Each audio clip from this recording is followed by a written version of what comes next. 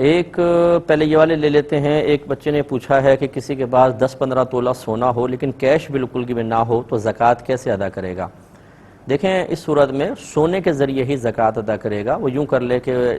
پہلے تلوانے کے بعد اس کا 2.5% کتنا سونا بنتا ہے وہ نکلوا کر وہ بطور زکوٰۃ دے دے. یا یوں کر سکتا ہے کہ اس تمام سونے کو پہلے اس کی قیمت نکلوا لے, قیمت نکلوا کر پھر اس کا 2.5% نکالے, جتنی قیمت بنتے ہیں اتنے کا سونا بیچ کر وہ قیمت کسی کو صدقہ کر دیں. لیکن بہرحال سونے کے ذریعے نکالنا ہی پڑے گی, یہ نہیں کہ کیش نہیں ہے تو پھر ہم بعد میں کریں گے, ایسا نہیں کرنا چاہیے, فوراً سے پیشتر نکالیں. دوسرے نے کہا کہ کیا جو ہم سورہ وغیرہ پڑھ کر پانی پر دم کرتے ہیں تو کوئی اثر وغیرہ بھی ہوتا ہے کہ نہیں ہوتا؟ دیکھیں اگر یہ نبی کریم صلی اللہ علیہ وسلم سے منقول نہ ہوتا تو شاید ہم عقلاً اس کے بارے میں یوں ہی غور کرتے کہ یار پڑھا کچھ ہے تو خالی پھونک سے کیا ہوگا. لیکن ہمارے نبی کریم صلی اللہ علیہ وسلم نے خود دم فرمایا, پانی پر بھی دم کر کے پلایا,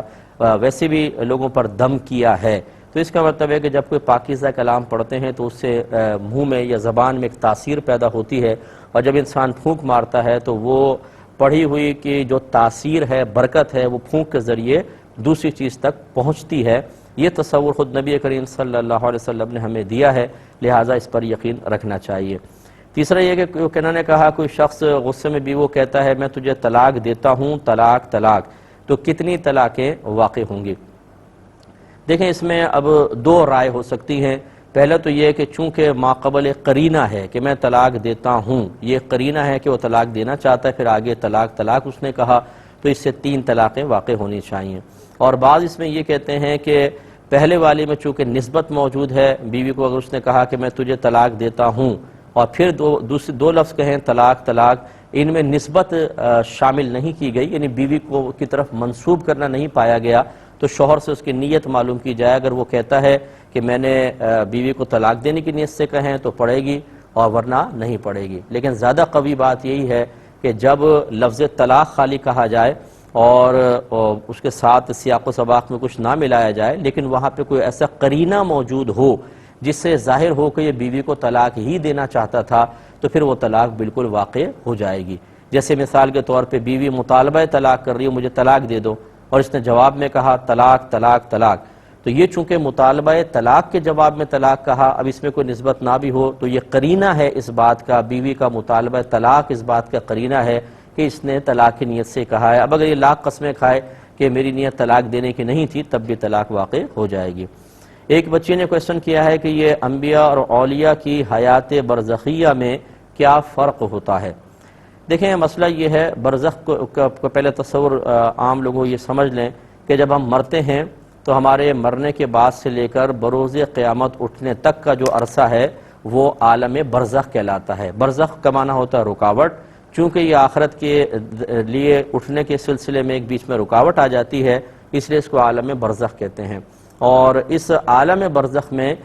دیکھا جائے تو ہر شخص ہی زندہ ہوتا ہے ایک اعتبار سے. جب ہم مرتے ہیں بظاہر موت آ جاتی ہے, لیکن روح کا تعلق بدن سے قائم رہتا ہے, اسی وجہ سے عذاب بھی ہوتا ہے اور مردہ نعمتیں بھی محسوس کرتا ہے. اسی وجہ سے نبی کریم صلی اللہ علیہ وسلم جب قبرستان تشریف لے جاتے تو عام مردوں کے لیے بھی سرکار صلی اللہ علیہ وسلم السلام علیکم یا اہل القبور فرمایا کرتے تھے. اور بخاری کی روایت سرکار نے ارشاد فرمایا جب تم مردوں کو سلام کرتے ہو وہ سنتے ہیں اور اس کا جواب بھی دیتے ہیں, لیکن تمہیں اس کا شعور حاصل نہیں ہے. اس کا مطلب ہے عام مردہ بھی ایک حیات برزخی حاصل کیے ہوئے ہے, لیکن اس میں درجہ بندی ہوتی ہے. عام کی ایسا ہی ہے, پھر شہداء کی حیات اس سے زیادہ قوی ہوتی ہے. قرآن سے ثابت ہے کہ جو اللہ کی راہ میں مارے جائیں ان کو مردہ گمان نہ کرو, وہ زندہ ہے, انہیں رزق دیا جاتا ہے, یہ اللہ نے بیان فرمایا. تو پھر اولیاء تو شہداء سے بھی افضل ہوتے ہیں, اور پھر انبیاء علیہ السلام اولیاء سے بھی افضل ہوتے ہیں. اس کا مطلب ہے کہ سب کو آخرت میں یعنی عالم برزخ میں ایک حیات سے نوازا جاتا ہے,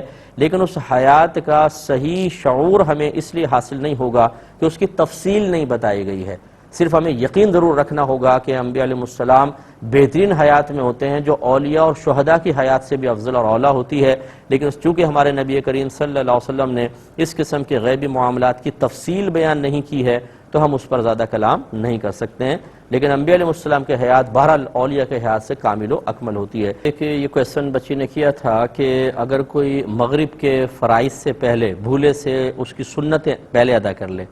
پھر یاد آئے کہ وہ ابھی تو فرض پڑے نہیں تھے، پھر فرض پڑی تو کیا سنت دوبارہ پڑھنی ہوگی یا نہیں؟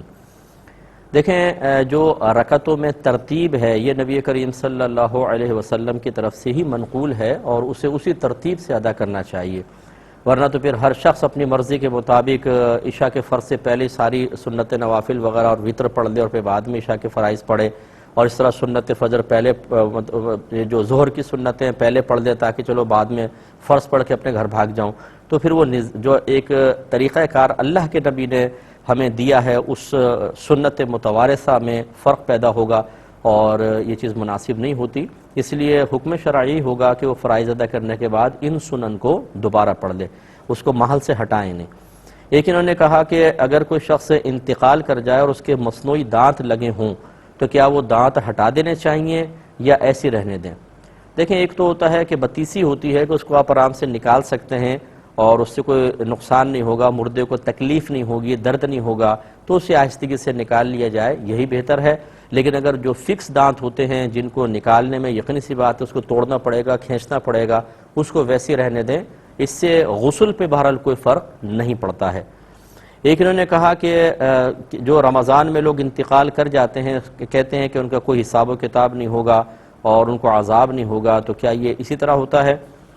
تو دیکھیں حدیث تو یہی کہتی ہے کہ جو رمضان میں فوت ہوگا اس کا حساب و کتاب نہیں ہے، اللہ تعالیٰ اس سے عذاب کو اٹھا لیتا ہے، اور اللہ کی رحمت بہت بڑی ہے۔ بعض اوقات بہت ہی پاپی گناہ گار جو بظاہر اعلانیہ طور پہ گناہ کرنے والے ہوتے ہیں ان کا بھی رمضان میں انتقال ہو جاتا ہے، تو چونکہ حدیث میں مضمون بیان کر دیا گیا یہ اللہ کا بندہ ہے، اللہ تبارک و تعالیٰ کی اس نے حکم میں کوتاہی کی تو ہمارا تو کچھ نہیں بگاڑا نا، اللہ تبارک و تعالیٰ کے حکم کی میں کوتاہی کرنے کی وجہ سے یہ اللہ کی بارگاہ میں قابل گرفت ہے۔ اب یہ اس کا معاملہ، اس کے رب کا معاملہ، اگر اللہ تعالیٰ نے اس پہ شفقت اور کرم فرماتے ہوئے اسے رمضان میں مرنے کا موقع دیا تو یہ تو اس بات کی علامت ہے کہ اللہ تعالیٰ اس کو معاف فرمانا چاہتا ہے، تبھی تو ایسا ہوا۔ تو پھر ہم کون ہوتے ہیں اس پہ کمنٹس دینے والے اور شکوک و شبہات میں مبتلا ہونے والے؟ اللہ کی رحمت بہت بڑی ہے، اس طرح کرنا بھی نہیں چاہیے کہ اگر کوئی انتقال کر جائے تو ہم کہیں کہ یار یہ کہاں بخشا جائے گا، ہمیں تو نہیں سمجھ میں آتا بھائی، تو یہ ہمیں سمجھ میں آئے نہ آئے حدیث میں آ گیا، اور اگر اللہ تعالیٰ گرفت کرنے پر آئے تو جو ہم بڑے پارسا بن رہے ہیں، ہو سکتا ہے ہماری کوئی خطا ایسی ہو جو اللہ تعالیٰ اس پہ گرفت فرما کے ہماری ساری نیکیاں برباد کر کے ہمیں جہنم میں ڈال دے۔ اللہ تو بڑی اس کی ذات بڑی بے نیاز ہے، تو ایسا نہیں کرنا چاہیے۔ تو صحیح یہی ہے کہ اللہ تعالیٰ اس کو حساب و عذاب سے محفوظ فرمائے گا۔ ایک انہوں نے کویسچن کیا اگر کوئی حرام کمائی کے ذریعے کوئی مکان خریدے پھر اس کو کرائے پہ چڑھا دے تو کرایہ حلال ہے یا نہیں ہے؟ دیکھیں کرایہ بہرحال حلال ہوگا، اس پہ دلائل ہے، لیکن ابھی قلت وقت کی بنا پر اور پروگرام اس بات کی گنجائش نہیں رکھتا کہ میں اس میں پورے دلائل سے آپ کو سمجھاؤں، لیکن مسئلہ یہی ہے کہ یہ کوئی ترغیب ہم نہیں دے رہے کہ جی حرام کماؤ اور مکان بنا کے کرائے پہ چڑھاؤ تو کرایہ حلال ہو جائے، یہ معاذ اللہ ترغیب نہیں ہے۔ اس نے حرام اگر کمایا ہے اس کا وبال بہت سخت ہوگا اور اس کو اللہ تعالیٰ کی بارگاہ میں توبہ کرنی ہوگی، اور اگر جوئے کے ذریعے، سود کے ذریعے ہے، چوری کے ذریعے، رشوت کے ذریعے ہے تو بہت بہتر ہے کہ اس مکان کو بیچے، اور جتنی اس نے رشوت اور چوریاں وغیرہ کی ہیں اگر مالکان موجود ہیں تو ان تک پہنچائے، نہیں پتہ تو ان کی طرف سے صدقہ کر کے اپنی جان چھڑائے تاکہ آخرت میں کوئی وبال نہ